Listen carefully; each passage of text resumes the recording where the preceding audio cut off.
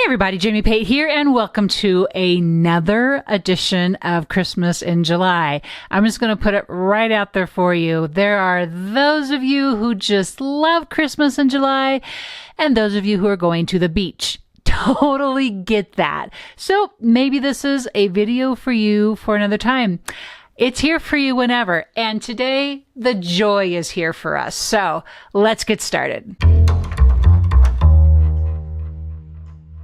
Okay, you can see I have here in my space, sitting on some pattern paper, this little joy tag and these joy dies. So this is this week's Christmas in July freebie from ScrapbookCom. All you got to do is throw it in your cart. Now you still got to pay for shipping, but heck, it's free.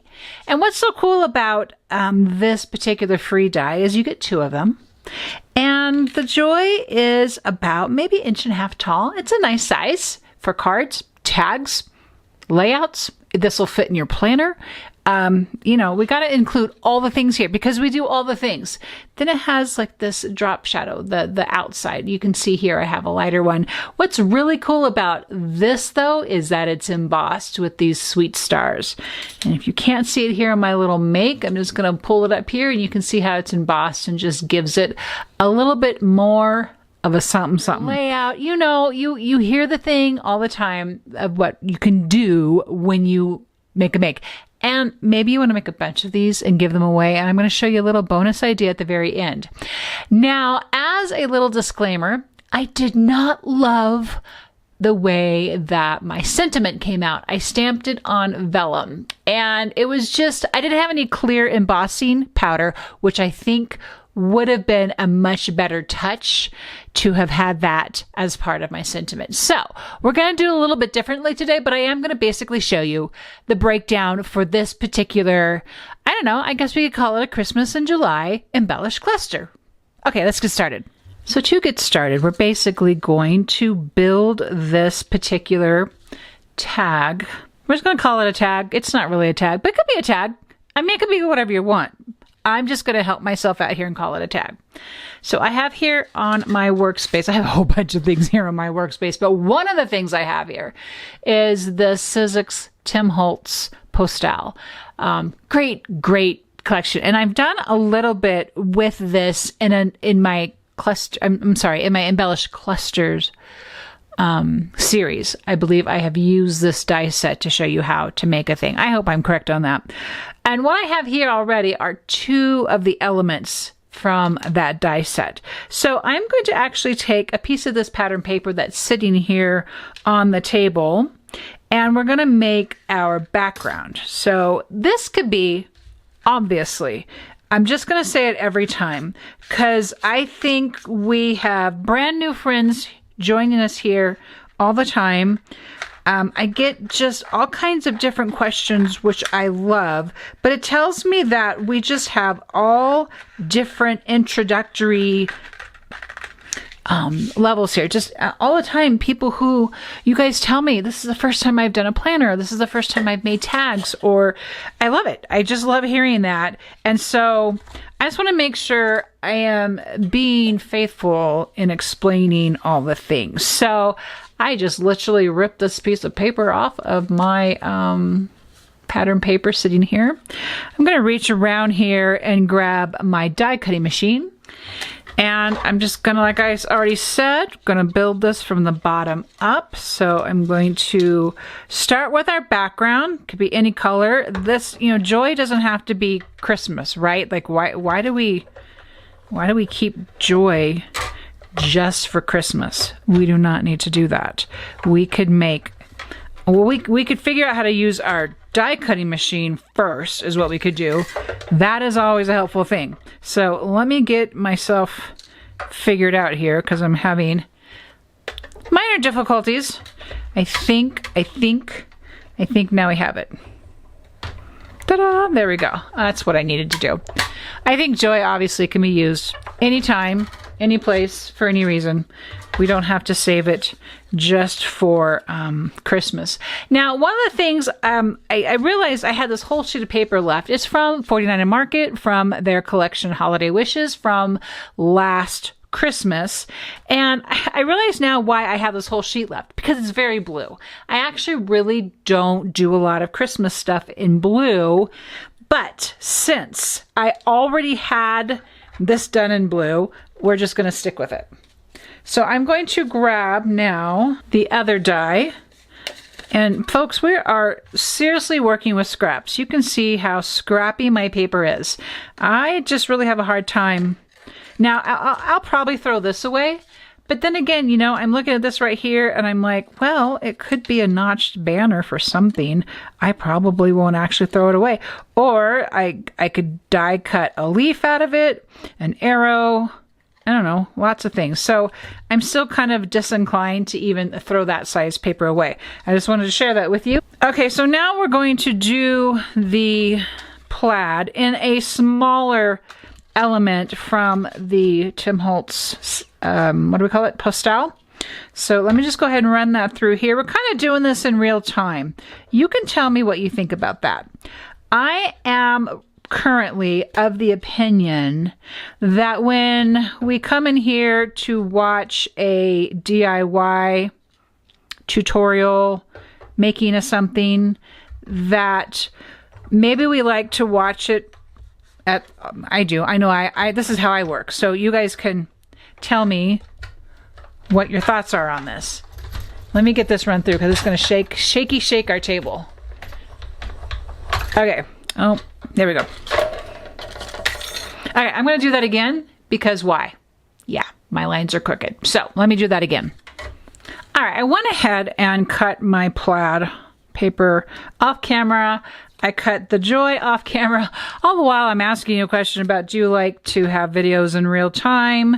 I go and I escape and I turn my camera off and I cut a die out. So here we're back and we're going to cut the joy. Cut the joy. Okay.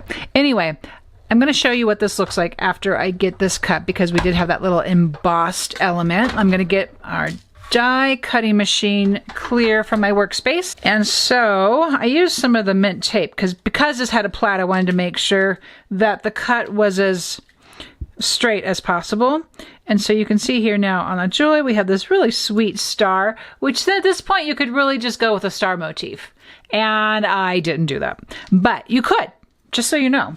Okay, so obviously what we're going to do next here, I shouldn't say obviously, maybe it's not obvious. Sometimes these things aren't even obvious to me. If you watched the first Christmas in July, where I did a how-to on how to use the layered fir tree, you saw that there was a little bit of an organic approach when I put that layered tag together. So I don't always know. Sometimes it becomes a matter of, oh wow, actually I really like the way that looks. So what's kind of fun about this particular situation is I am using a lot of the same papers kind of in repeat, but because of this little background here for the joy and then for the individual letters that sit on here, it gives it some really nice distinction. So I don't hate that. So let's talk about really quick some of the variations on this particular die. Obviously you could use this connected joy, the background joy, all by itself on your particular make. Obviously, you can use the individual joy somehow on a project that you're working on, right? Because you can use those separate. Then you have the third way of what we're doing today, and that is putting this on here as its whole set, because I want you to just see how that works. So at this point, I'm going to go ahead and pop the joy up. And we talked previously as well. Oh, isn't that so pretty? This is, okay, just ignore that this is backwards, but just those greens against that plaid. Oh, see, I see something like that. I get super excited. I just got, oh, look at that. Look at how that looks together. Okay, so back to our program. I am using these circle double-sided adhesive foam dots, my most favorite way to add layers. And I've talked about this before, and that answers a question, what do I like to use to create these layers? I love the foam dots. They're so easy to work with. They're forgiving too if you need to move stuff around, if you're not quite sure how something is working for you. Okay, so I have the background of the joy popped up, and then I'm not going to pop this up. I'm going to grab my Artiste glue, declog one of my tips before we use it, which is the beauty of having the pin, and that comes with, you get this whole set when you get this new glue here. It comes with some tips, it comes with obviously a lid, and then because I'm not great about cleaning my tips, I have to sometimes do it right when I'm ready to use it. It's no big deal. Look at it, took us a whole 2 seconds to do that. And so what I want to do is actually glue now the J, the O, the Y on to the background of the joy. I'm not going to smash it down flat. I'm just going to kind of put it in place and leave it alone. And you can see here, it still has a little bit of elevation, kind of floaty. I like my elements floaty. If you've heard me say that once, I've said it a lot. It's just a thing I do. I have no explanation for it. I don't have to. It's just what I like, right? We all like the things we like. So that's what is going on here. So we'll get our Y down. And at this point, we're going to need to just let this kind of be by itself for a minute and let it dry. Now, you may really want those to be flat. Well, then gently pat them into place and let them be flat. Totally do that. Okay, so another piece I know already that I'm going to want to have on here. I have this little piece here, the striped, because I love, and I've talked about this before, I just love the contrast of patterns like that. The stripes, the plaids, the florals. Okay, and so probably need to give it a little bit of distress here, and I'm just going to do this. This is just an old We Are spatula I have here. You can use your distress tool, obviously, for this. I'm trying to decide if I want to use glue. I think I'm going to do the glue and just add a bead of it here along the edge, and then pop that here. And so I'm not sure if you noticed when I added the, oops, I've got a little bit of crookedness going on here. Let's get that fixed. I need to kind of mash that down a little bit. When I put this plaid background onto my bigger background, there's only the dots right in the middle of this piece. And so that way, if I do want to tuck elements underneath, I've got plenty of room to do that. Sometimes I get kind of lazy and I forget, but I just want to point that out. That's why this can go in here. Once this dries, the glue dries, then I can kind of lift it a little bit, and it's going to have even a little extra dimension to it. Okay, so I talked about this in the first Christmas in July video tutorial, and that is these Spellbinder squiggles. It's a 4 set of dies that are so fun. This is also left over from last Christmas, but I just loved these so much. And then I cut them out using Scrapbook.com's holographic paper. Can you see the little shimmy going on there? It's really pretty. Imagine that in glitter, other metallic papers. It's just really pretty. What I want to do, I'm going to tuck these guys into here. I'm going to use the leaves, and then I think I'm going to use one of the squiggles. I'm not sure which one yet. But this follows the rule that I have in our Embellish Clusters 101. The formula in that rule, it's not a rule. Please deduct. Is that a word? Deduct? The word rule. Formula.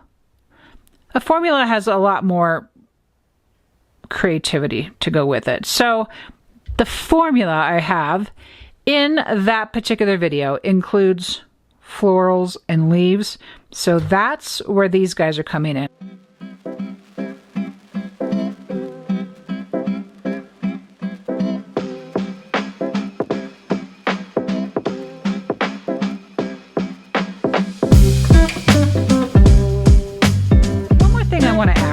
I have this darker blue paper on my table, and I'm just going to come in here and DIY me a little notched piece. Super old school here. This is not a brand new concept. I employ this idea really just so often.